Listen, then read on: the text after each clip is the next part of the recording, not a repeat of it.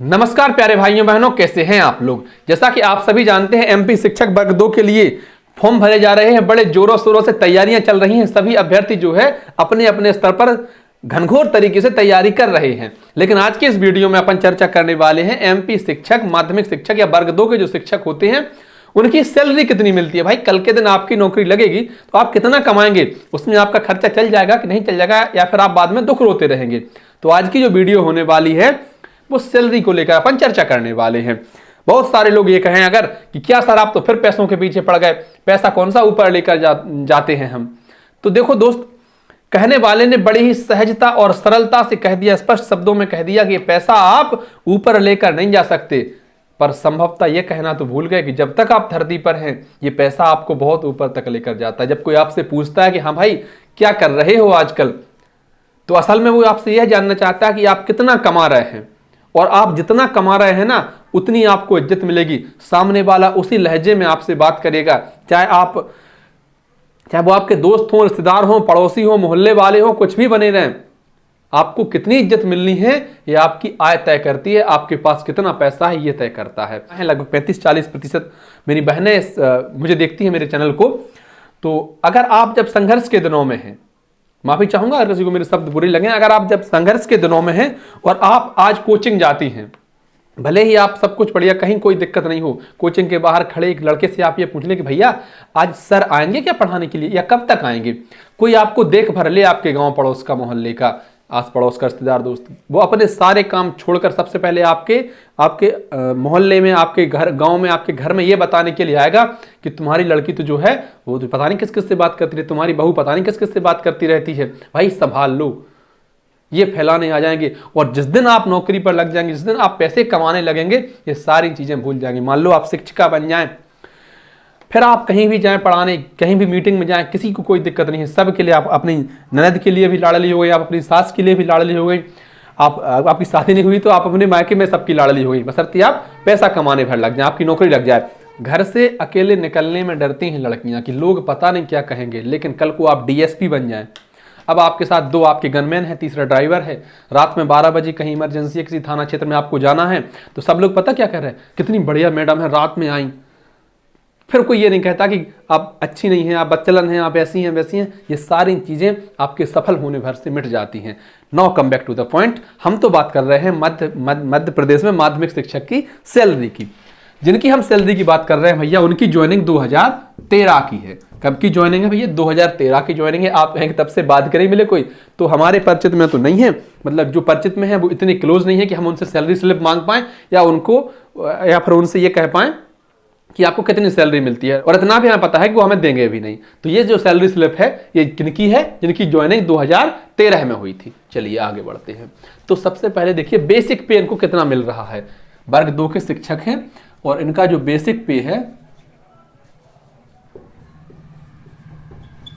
Basic पे वर्तमान में इनका है 41,500 रुपए। 41,500 रुपए इनका भैया क्या है, आप कहेंगे बेसिक पे है।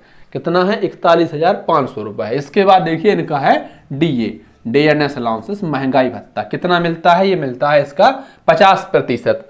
वर्तमान में मध्य प्रदेश में जो महंगाई भत्ता चल रहा है वो डीए 50% है, तो 20,750 रुपए। कितने हुए?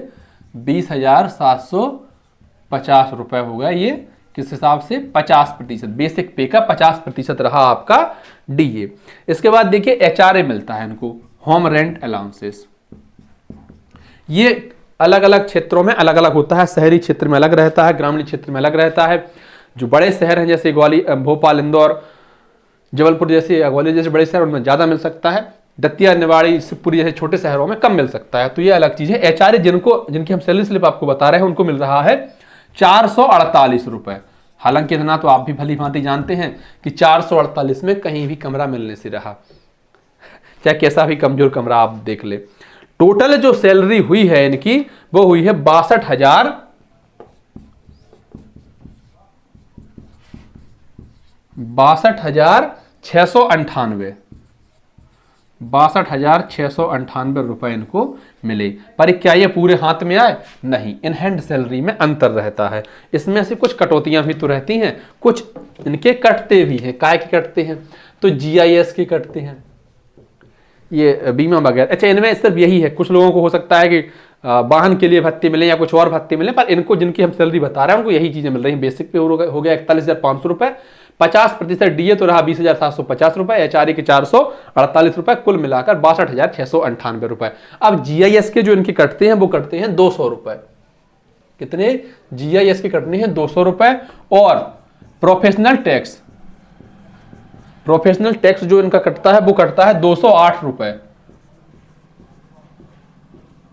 और जो एनपीएस होता है, न्यू पेंशन स्कीम, एनपीएस के कटते हैं भैया इनके 6225 रुपए, 6225 रुपए। जो टोटल कटौतियां हुई वो हुई कितनी? 6633 रुपए की। तो 6225 रुपए एनपीएस की कटती हैं और 6633 रुपए इनकी कुल कटौतियां हो गई। किसमें से? 62,698 में से 6633। तो हाथ में क्या आया? इन हैंड सैलरी क्या रही? इन हैंड सैलरी रही भैया इनकी 56,065 रुपए।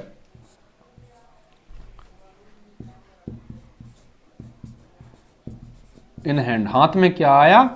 56,065 रुपए, ये सैलरी रही। तो जो आप तैयारी कर रहे हैं वो किसके लिए कर रहे हैं? इस सैलरी के लिए कर रहे हैं, 56,065 रुपए के लिए। विजिबल तो अच्छे से हो रहा है ना?